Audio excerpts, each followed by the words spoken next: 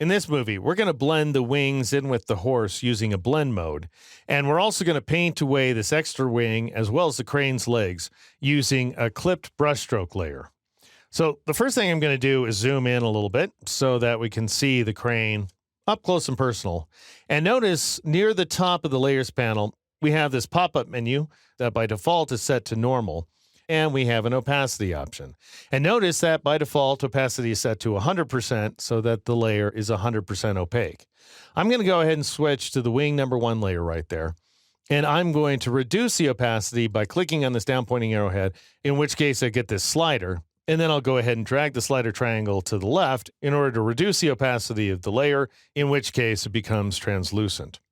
You also have the option of scrubbing directly on the opacity value. So if I scrub to the right, I'm going to make the layer more opaque. If I scrub to the left, I'm going to make it more translucent. You can enter a value directly in here if you like, such as 77, let's say, and then press the Enter key or the Return key on the Mac. And there's also one more trick, which is super useful. Anytime one of these tools in the top section of the toolbox is active, you can press a number key to affect the opacity value. So if I press the 1 key, I'll change the opacity to 10%. 2 changes it to 20%, 3 to 30, all the way up to 0 for 100%.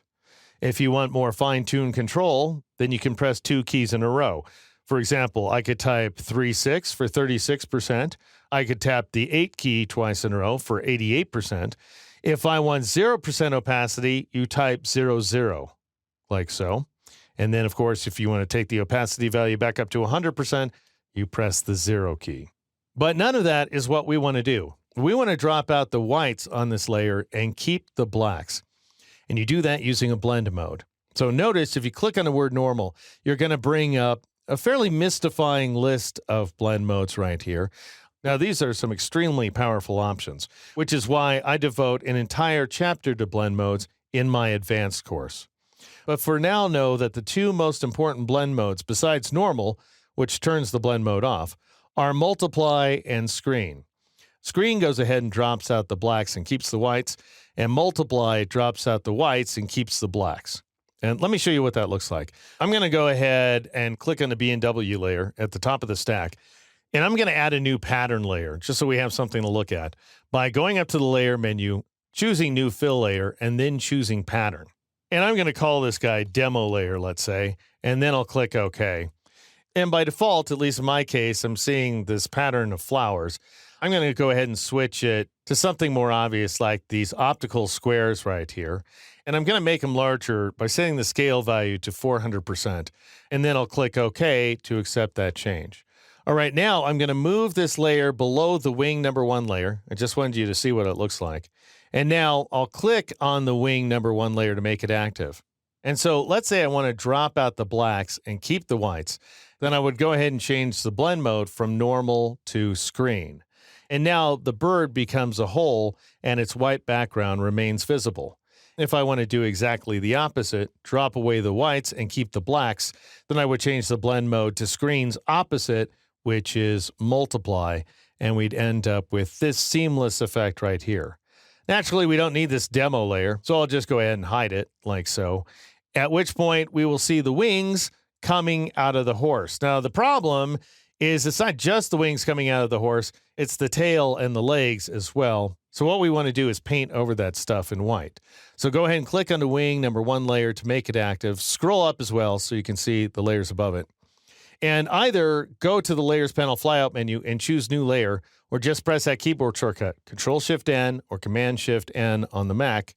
And we'll go ahead and name this layer Paint Away, let's say. And notice that Use Previous Layer to create clipping mask is turned on by default in this case because we're sandwiching this new layer between the wing number 1 layer and the clipped adjustment layer on top of it.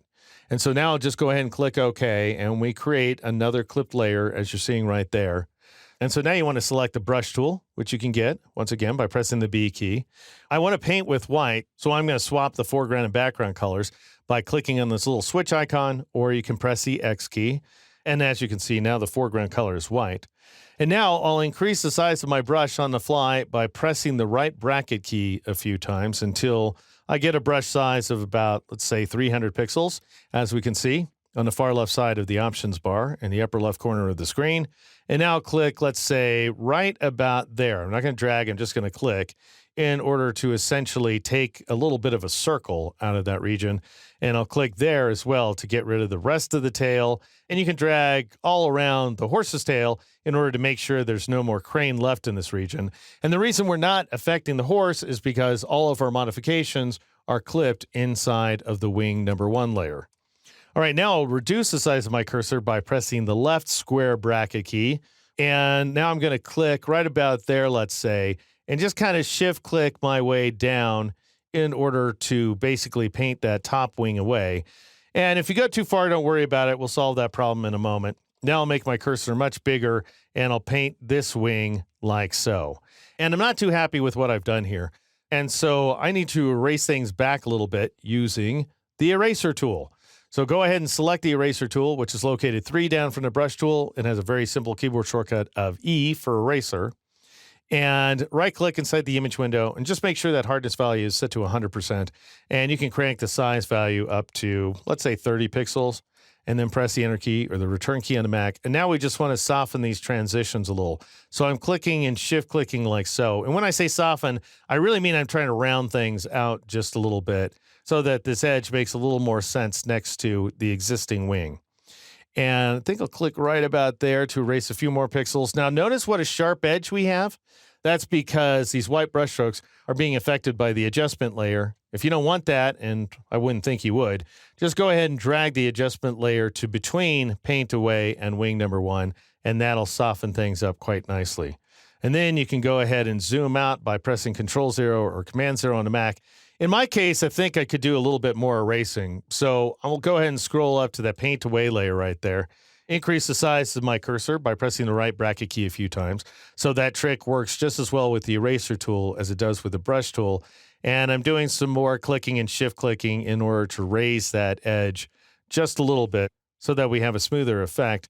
If you decide you want to paint more back in, and this is the way it works sometimes, then just go ahead and switch back to the brush tool or press the B key, of course, and then just click and shift click like so in order to get rid of some of that extra wing. I think I went a little bit too far, so I'll press the E key to switch back to the eraser tool, and I'll click and shift click to bring back some of that wing like so. And at some point, you're bound to get an effect that you really like, at which point you can just go ahead and press the M key to switch back to the neutral rectangular marquee. And that's how you blend that first wing with the horse using a combination of the multiply blend mode, which we applied to the wing number 1 layer, as you can see right here, as well as a clipped layer of brushstrokes here inside Photoshop.